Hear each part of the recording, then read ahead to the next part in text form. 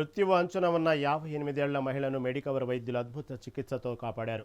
Isnapur municipality పరిధిలో road ప్రమాదానికి గురైన నాగమణికి ఊపిరితిత్తులు దెబ్బతినడం, ప్లీహం చిట్లిపోవడం వంటి తీవ్ర గాయాలయ్యాయి. అయితే గోల్డెన్ అవర్లో అశోక్నగర్ మెడికవర్ ఆసుపత్రికి చేర్చడంతో వైద్యులు సకాలంలో స్పందించారు. డాక్టర్ ముడవత్ శశివర్ధన్ బృందం అత్యవసర శస్త్రచికిత్సలు నిర్వహించి ఆమెను ప్రాణాపాయం నుంచి బయటపడేశారు. పూర్తిగా కోలుకున్న బాధితురాలు డిశ్చార్జ్ కావడంతో కుటుంబ సభ్యులు వైద్యులకు కృతజ్ఞతలు తెలిపారు.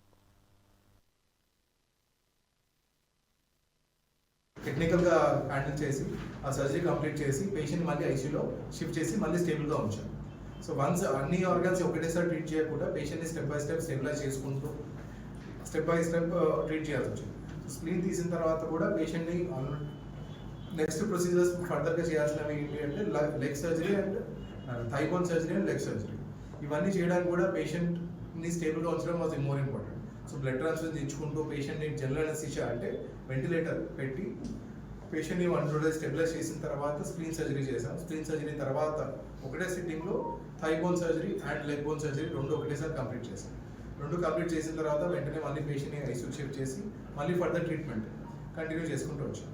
సో మెయిన్గా problem with all the spleen surgery ఏంటి అంటే స్ప్లీన్ అనేది మన కొన్ని బ్యాక్టీరియాస్ని ఫిల్టర్ చేస్తూ ఉంటాం. మన బ్లడ్లో ఎంతో కొంత బ్యాక్టీరియా వచ్చేస్తున్నా కూడా ఇంపార్టెంట్ బ్యాక్టీరియాని ఫిల్టర్ చేసి అక్కడ చంపేస్తాం, ఫాగోసైటోసిస్ అంటే. సో ఆ ఆర్గన్ తీసేయడం వల్ల పేషెంట్కి కొంచెం ఫ్యూచర్ ఇన్ఫెక్షన్ ఛాన్సెస్ ఉంటాయి.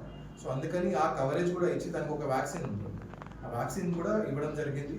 ఆ వ్యాక్సిన్ ఇచ్చేసి మళ్ళీ ప్రొఫిలాక్సిస్గా యాంటీబయాటిక్స్, హైయర్ యాంటీబయాటిక్స్ పెట్టి ఇన్ఫెక్షన్ లేకుండా కంట్రోల్ చేసి దెన్ పేషెంట్ని మెల్లమెల్లగా రీహాబ్లోకి స్టార్ట్ చేసాం. సో ఫిజియోథెరపీ స్టార్ట్ చేసుకోవడం, పేషెంట్ మొబిలైజ్ చేసుకోవడం.